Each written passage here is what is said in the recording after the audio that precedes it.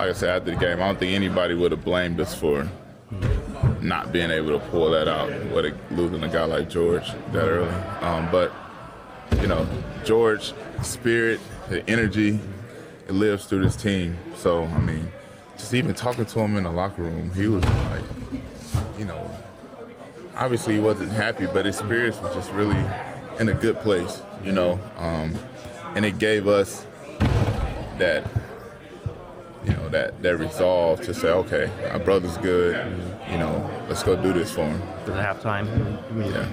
Yeah. Is this a different kind of, we know this locker room has been good, but has it been even better this year for some reason, or just because of surviving all these things? I think it's brought us closer, 100% sure. We've got guys that came in a month ago, guys came in 2 months ago, guys came in at the beginning of the year, and it's just been a collective effort to bring everybody along and try to get everybody up to speed, and I think just that in itself has brought us all closer. Speaking of that, when it comes to obviously the heart and soul of the locker room, that's what you guys were saying about Fred when Fred went down.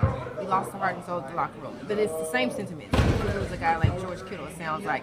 But then you get a guy like Fred back, coincidentally, right after George Kittle goes down. Is that somewhat of a motivator or offset? Like, what is that in the minds of you guys? For me personally, I just think the fact that Fred has a jersey on, less than 100 days after what happened to him, that's just uplifts the team. Whether Fred takes the field in these playoffs or not, that's motivation. Having him there, just having his face in his locker room, it's motivation. It helps everybody.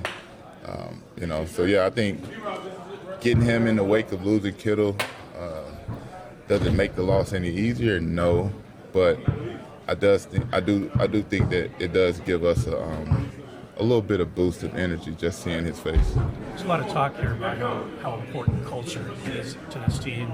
Was there, a moment when you got here where you realized that, whoa, this place is different? Yeah, 100%. My first walkthrough here in 2020, full sprint, and I never once in my life seen that. And I'm looking around for guys to be just as confused as me or complaining, kind of like, yo, slow down. And everybody was moving at the same pace. So it was like, oh, you gotta get along. You gotta come along with them and kind of fit yourself in this culture. And that wasn't hard to do, in my opinion, just because obviously I got a lot of faith in Kyle, but just seeing his thumbprint on this team and seeing how perennial All-Pro, Pro Bowl guys like Fred, Juice, Kittle, everybody was bought in. And they, it makes it easier for not only myself, but for everybody who's new stepping into this locker room. It makes it for like a soft landing spot, when you got everybody in here pushing the same theory, pushing the same type of production that we expect out of each other, everybody holding each other accountable. I think it all helps this locker room maintain the character and maintain the, I guess you call it the standard what everybody would expect. Trent, sorry if you've been asked this. Was that a holding call? Was that a holding call?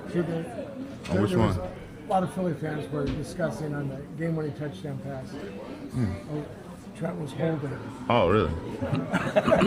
I didn't see the flag. You only get a speeding ticket when you get pulled over, right? I didn't see a flag, so. Last one, guys. Is it uniquely selfless? Yeah, I think it is. And obviously we got a reason to feel that way, but I think so. Like I said, you look at all the people that we have contributing to this run right now. A lot of those guys wouldn't even know any 49er fans' radar in August. A lot of those guys weren't even in this locker room in August. So, yeah, I think this is more of a selfless locker room. than others because it's lack of all the superstars that you're used to. Like a team this successful usually has a Rolodex of superstars on the roster, you know, and we don't have that. We just have a bunch of guys that's bought in, a resilient bunch, and they just play to the whistle no matter what.